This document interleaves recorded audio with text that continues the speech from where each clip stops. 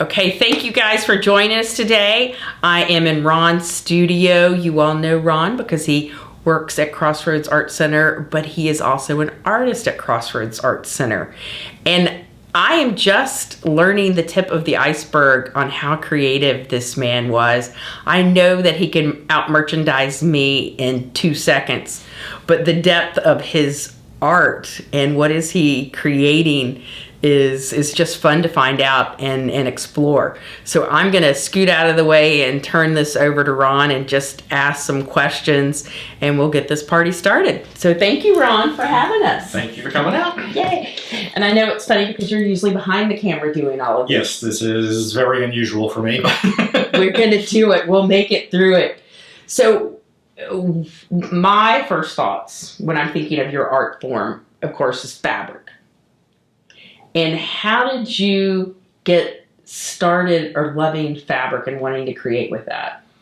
Most of anything that I do in art can date back to elementary school and junior high school. Had an amazing teacher who said that to do anything, you have to be able to do everything. And also, you never master one thing totally, because if you stop learning, you're not a master, you just stopped learning. So I've always taken her words to heart, and she got me into making marionettes and sculpting, doing clay work. And with the marionettes, she had me, she was like, well, you can make the marionette, and that's wonderful, but the next thing you need to do is clothe the marionette. So she taught me how to make clothing for the marionettes. That's where I first learned how to play on this wonderful machine, the sewing machine. And it's always been a lot of fun. And I also have in my family, my father was a woodworker and very talented with wood. He could make anything and make it beautiful. His sister was a seamstress in Manhattan, in the garment district, for her whole life until she retired. And even after she passed, we were cleaning out her house, she had this humongous industrial machine that would probably fill this room in her basement. And her daughter, my cousin Pat, said, "You want that?" And I was like, I wish I had room for it. I didn't, so. But and how do you get it out of the basement? That was the other thing Pat said was, you want it, you have to get it out of the basement. So. And fabric has always been wonderful. I love color, I love texture. And that always seems to fit. I'm a very tactile person. I like being able to touch something and feel something. I do shop online, but I still enjoy going out and touching and feeling something versus, and as soon as I touch it and feel it, then I'll go home and shop online. No. There you go. So when you started making fabric items and bringing them into Crossroads, were they the masks? The first things that I brought into Crossroads were the masks, yes. Yeah, and those were such a huge hit. Oh my gosh. I mean, who knew? Because we were all looking for masks that this would start this little cottage industry back here in the back of the house. Yeah, it was a lot of fun to do. Lately, you have found that these I'll call them oven cozies. Microwave cozies. Microwave cozies. Yeah. These things are flying off the shelf. Who knew? It's like, actually, I have to give credit to somebody else who works at Crossroads for that. I've always quilted. Even before I was doing the masks, I was making bedspreads and comforters for friends and family, and I just had fun doing it. And then I was like, well, I'd like to, do something, and what's novel that's out there? And Emma was the first person to say, have you ever heard of a microwave cozy? And I was like, Emma, what's a microwave cozy? And so she just showed me one, and then I went out online, found a pattern for it, and that's where microwave cozies started existing. And we're off to the races. Having fun with that. Yeah, it's that's my little cottage industry. I come back and I want to be creative. I'll do some artwork like I have over there. If I've gotten a few commissions for baby blankets, I've done the baby blankets, but I always spend a day or so a week, just doing microwave cozies, because thanks to your staff and their popularity, I'm very happy that they're selling nicely. They're selling very well. And then you also did something for the wine drinking crowd, which I thought was so fun, because if you buy several different designs, then you can give everybody a different design and they can keep up with their glass. I started making little wine cozy, little sleeve that you put a regular bottle of wine in, or a bottle of liquor, as long as it's a regular like 750 size, and made little ties to go on them so you can make them all pretty. And I just think it elevates it from the paper and plastic stuff that you can buy in the stores. And thank goodness I can do them reasonably inexpensively, so it's not going to break the bank to do that stuff. Well, and plus with leftover fabric and things like that, Yes. and big quilts, you can make a lot of fun things. Yeah, you'll see that if... At least not whatnot. Yeah, you'll see that there's a lot of... if you see a microwave cozy or a quilt, notoriously afterward you'll see a few wine cozies that are made out of the same fabrics. Yeah. And then recently you entered several pieces into the All Media show, and 2 of the fabric pieces, fabric landscape pieces made it in, and they are framed and hang on the wall like a piece of art hangs on the wall, as opposed to like a quilt hangs on the wall. So what was the inspiration to do that? I found that a quilt is something that's very personal, a bed quilt or, a throw or something like that. It's not that I want to, become a millionaire off this. I don't. I do it because I enjoy it and because I think it's fun. And it's also the sewing machine hum just keeps me calm. Mm-hmm. But you can only, get so much of that. So I started seeing paintings, or as you know, I was blessed with the fact that I got to spend a month this earlier this year in Italy, and just seeing things like that. And I said, I don't see any reason why people who translate their stuff onto canvas with paint, why I can't translate stuff onto canvas in fabric. So to me, what you are doing with fabric is what people do with collage. Yes. With paper and other things, you're just doing it with fabric, which the fabric you've come up with is perfect for the scenes. They really are that you're creating. They're just so special and wonderful. Oh, thank you. So I love your shirt. Art changes everything. It really does. Yes. Yeah. And to put it back on you is what you've done at Crossroads with the gathering of the artists, the marketing of the artists, and just everything. And the way you talk about my pieces being in the All Media show. What I find amazing is, and you also made comment of my visual merchandising from one of my previous lives, and is that the way you set a show is just absolutely masterful. No matter what, doesn't matter what piece I enter, whether it's brown or gray or blue or green or color. I've done ceramics, I've done fabric, I've done paintings, and the way you place them with all the other pieces around it is just masterful. So. Well, thank you. That is my art form right now. I get to do mosaics every once in a while, but that has been my art form for like a couple years now. Yeah. But I enjoy it. It's like putting a mosaic together, but it's just with other people's art. It's kind of sometimes the way I feel about some of the pieces that I've done, some of the art pieces that I've done that I haven't shown anybody really. I thank you for, and that's the fact that they are kind of a mosaic as much as a collage, that I've been doing that. And I actually started doing some ones that look like stained glass to make them look a little bit more like mosaics or stained glass, using a double ribbed edging on it so that it looked like the lead in between stained glass or the grout in the mosaics. It's fun, isn't it? Yeah.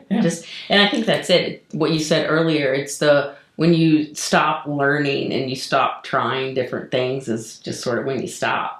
And I find that with my mosaics, I hadn't made anything or gone back to the piece that I was working on in probably like 4 or 5 months. And in the last 2 weeks, I've started working on it maybe every other night.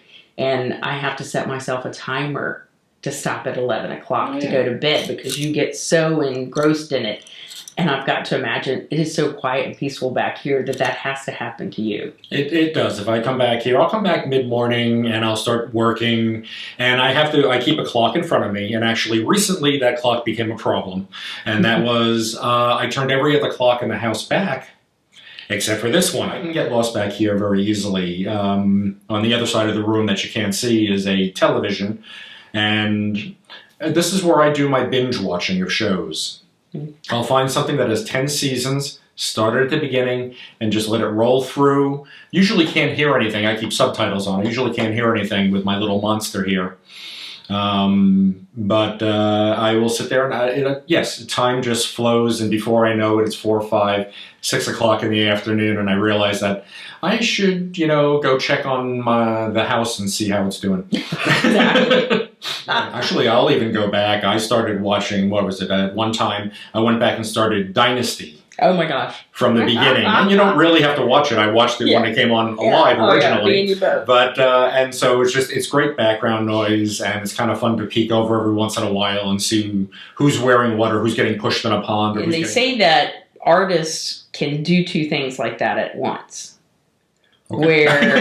Where, like if you were concentrating on numbers or putting together a design that's very complicated, that you wouldn't be able to probably do both of those at once. Well, yeah, no, the art quilting, actually, minus practicing stitches and things like that, is a little more freeform, so I can let my mind wander and do that kind of stuff. Oh, actually, if I'm putting together, if I'm doing like a table runner, or one of my, the baby blankets or something like that.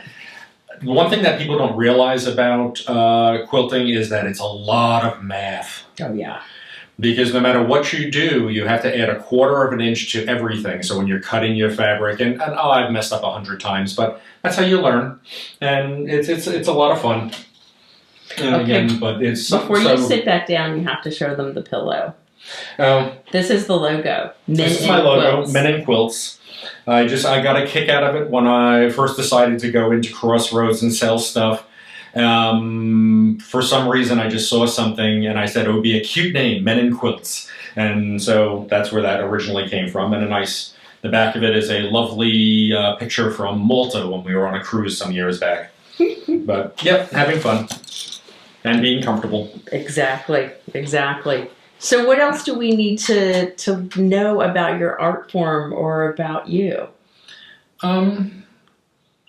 Play. The one thing that I find the most interesting about quilting or anything that I do, I started getting into acrylic pour painting, and I'm always doing something around the house, whether it's decorating something or, being back here, is that I enjoy the fact that I'm enjoying myself.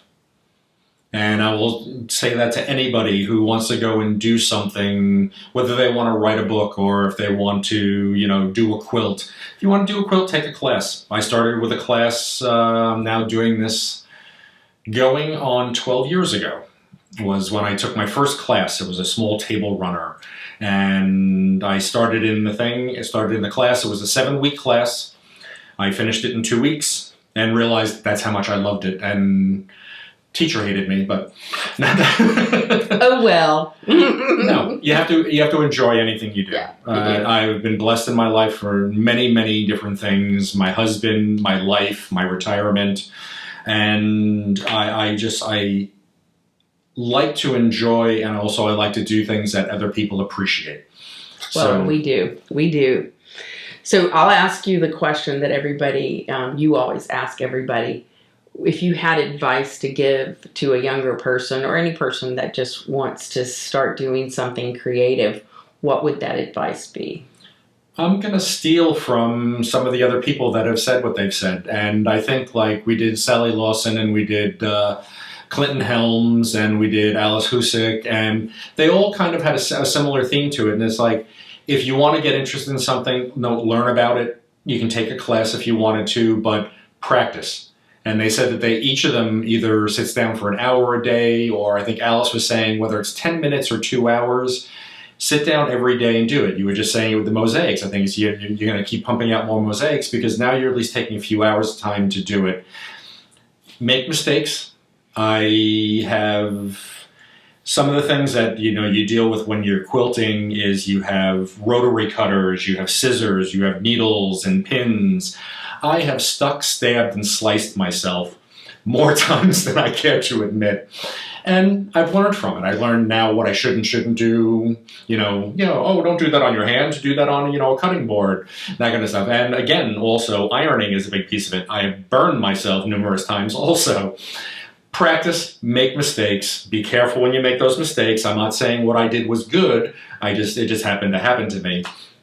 And you learn from them. And you learn from them. So learn from your mistakes. Find somebody. I've learned from you and your mosaics, Lorraine Mead and her mosaics. Again, it's almost piecing things together just like quilts are. And a lot of the artists that I've had either brief or long conversations with at Crossroads, their input is always welcome, even to my art. And most of them are painters or drawing and colored pencils. It's all very similar. This is just my paintbrush is what you see over here, yards and yards and yards of fabric. And I keep saying I'm not going to buy any more until I use some of what I have. I always buy more. But yeah, practice, learn, and never let yourself stop learning. I actually just started. YouTube has been wonderful. I've learned many things from YouTube, and I guess during the pandemic time, a lot of people have learned things on YouTube. I have a friend of mine, very good friend of mine, started crocheting. And she just made some absolutely fabulous things. And she said, oh, I learned it all on YouTube. I'm like, okay, yeah. I would have to go back and get a refresher course because my grandmother taught me, but I don't think how to do it at all. So YouTube it is for me to learn, to get to go back how to crochet. Well, I know after this you're going to do some cut-ins to things that you're working on. And so we'll see some of the scapes. Cityscapes, see some of the cityscapes, seascapes, some of the new stuff I'm working on at Crossroads again because 'tis the season. I will show some of the microwave cozies, the wine cozies. I had some fun doing some reversible aprons for the holidays that I think would be fun, and table runners. Again, I still think that with anything else that you do during the holidays, you dress yourself up, dress your table up.